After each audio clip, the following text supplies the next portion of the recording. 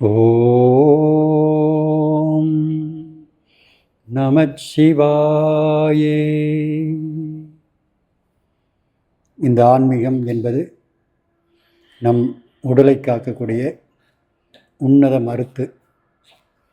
இதில் நடக்கக்கூடிய ஒவ்வொரு விஷயங்களையும் தேடி தேடி நாம் பற்றி பிடித்து கொண்டால் நம் வாழ்க்கை எப்பொழுதுமே நோயால் பாதிக்கப்பட்டு வருந்தாது.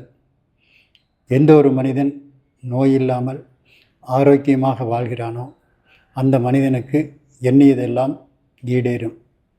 இந்த உடல் உயிர் சக்தி பெற பல வழிகள் இருக்கிறது.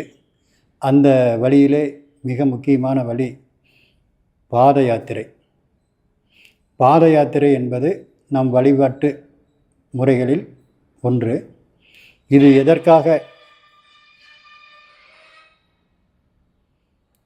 எதற்காக செய்கிறோம் என்று பலருக்கு தெரியாது. ஆனால் இந்த பாத யாத்திரையை கையாண்டால் வாழ்க்கையில் முன்னேற்றம் கிடைக்கிறது, வாழ்க்கையில் சோர்வு நீங்கிறது, வாழ்க்கையில் ஒரு அற்புதமான மாற்றங்கள் ஏற்படுகிறது என்பதை அறிந்த நம் மக்கள் இந்த முறையை தவறாமல் பயன்படுத்தி வருகிறார்கள்.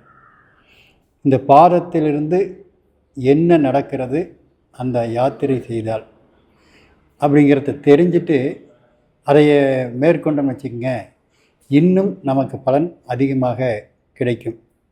ஒரு சின்ன எடுத்துக்காட்டு நான் உங்களுக்கு கொடுக்குறேன். இந்த காலத்தில் இந்த ராக்கெட் அடுப்புங்கிறத நீங்கள் எல்லாமே தெரிஞ்சிருப்பீங்க. அந்த ராக்கெட் அடுப்பில் விறகு போட்டால் நெருப்பு சுவாலை ரொம்ப அற்புதமாக எரியும், புகையில்லாமல் எரியும். இந்த மெக்கானிசம் எப்படி உருவாக்கப்பட்டது என்றால், எப்பொழுதுமே மண்ணிலிருந்து ஒரு உயிர் சக்தி, எரிசக்தி மேல் நோக்கி வரும். அந்த மேல் நோக்கி வரக்கூடிய சக்தி வீணாக செல்லாமல் அந்த அடுப்பின் அடியிலே துவாரங்கள் செய்யப்பட்டிருக்கும்.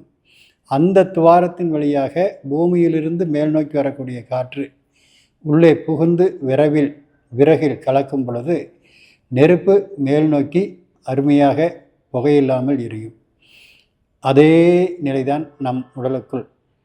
நம் உடல் உயிருக்கு தேவையான அனைத்து விதமான சக்திகளும் உள்ளங்காலிலிருந்து தான் பூமியின் வழியாக ஊடுருவி செல்கிறது. பூமியில் பாதங்களை வைக்கும் பொழுது அந்த பூமியிலிருந்து மேல் நோக்கி வரக்கூடிய காற்று அந்த உள்ளங்காலில் பட்டு நம் உடம்பு உள்ள 12 உறுப்புகளோடு கலந்து உச்சந்தலையில் சேர்ந்து சங்கமமாகி அதன் பிறகு நீராக மாறி கீழ் நோக்கி இரத்தமாக நம் உடலை பாதுகாத்து வருகிறது. யாரெல்லாம் அந்த மிருதுவாக தயாரிக்கப்பட்ட தரையில், டைல்ஸ், மார்பிள்ஸ் இது போன்ற தரைகளில் அதிகமாக வசிக்கின்றார்களோ அவர்களுக்கு இந்த சக்தி ஓட்டம் நடைபெறாது. அவர்களுக்கு கால் மரத்துவிடும், அவர்களுக்கு பல்வேறு உபாதைகள் ஏற்பட்டுவிடும். இதையெல்லாம் நீக்குவதற்காகத்தான் நாம் பாத யாத்திரை செல்கிறோம். பாத யாத்திரை செல்லும் பொழுது மண் மீது நம் பாதங்கள் பட்டு அதில் நடந்தால் நமக்கு மண்ணீரல் பலமாகும். புல் மீது நம் கால்கள் பட்டு அதன் வழியாக நடந்தால் நமக்கு கல்லீரல் பலம் பெறும். மண்ணீரல், கல்லீரல் இந்த 2 ஈரல்களும் நமது உடம்பில் மிக முக்கியமான ஒரு அங்கத்தை வகிக்கிறது. இந்த ஈரலுக்கு தேவையான சக்தி உணவின் வழியாக எத்தனை இருந்தாலும் இந்த பூமியின் வழியாக உள்ளங்கால் வழியாக ஊடுருவி செல்லும் பொழுது மட்டுமே நமக்கு மிகப்பெரிய பலன் கிடைக்கக்கூடும். இதை அறிந்த நம் முன்னோர்கள் எல்லோரும் இன்புற்று வாழ வேண்டும், எல்லோரும் நோய் நொடியின்றி வாழ வேண்டும் என்பதை நிரூபணம் செய்வதற்காகவே இந்த பாத யாத்திரை செல்ல வைத்தார்கள். அந்த பாத யாத்திரை செல்லும் பொழுது தெரிந்தோ தெரியாமலோ எப்படி அதை செய்தாலும் நமக்கு உயிர் சக்தி ஈடேறும், உயிர் சக்தி வளம் பெறும் என்பதை தெரிந்து நமக்கு கொடுத்திருக்கின்றார்கள். இந்த விஷயத்தை அறிந்த பிறகு நம் உடலுக்கு இதனால் இந்த பலன் கிடைக்கிறது என்பதை நீங்கள் தெரிந்து இதை செய்யுங்கள், நல்ல பலன் கிடைக்கும். இந்த காலத்தில் வீட்டிலிருந்து வெளியே வந்தாலே பாத அணி அணிந்து தான் நாம் செல்கிறோம். எந்த பாத அணியிலும் நமக்கு உயிரோட்டம் கிடையாது, நம் உடலுக்கு தேவையான உயிர் சக்தி கிடையாது.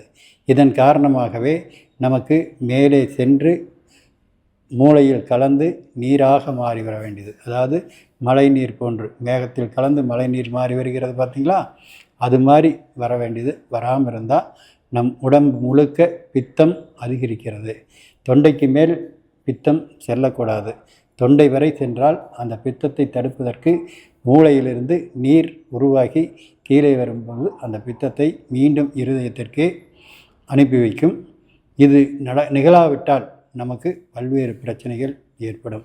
அந்த பிரச்சனைகளிலிருந்து விடுபட இந்த பாத யாத்திரையின் மகிமையை நாம் தெரிந்து நம் வாழ்க்கையில் தினசரி ஏதாவது ஒரு கொஞ்சம் தூரமாவது கொஞ்சம் நேரமாவது நம்ம கால்கள் மண் தளத்தில் படுவதற்கு ஆவண செய்யுங்கள். நல்லதே நடக்கும்.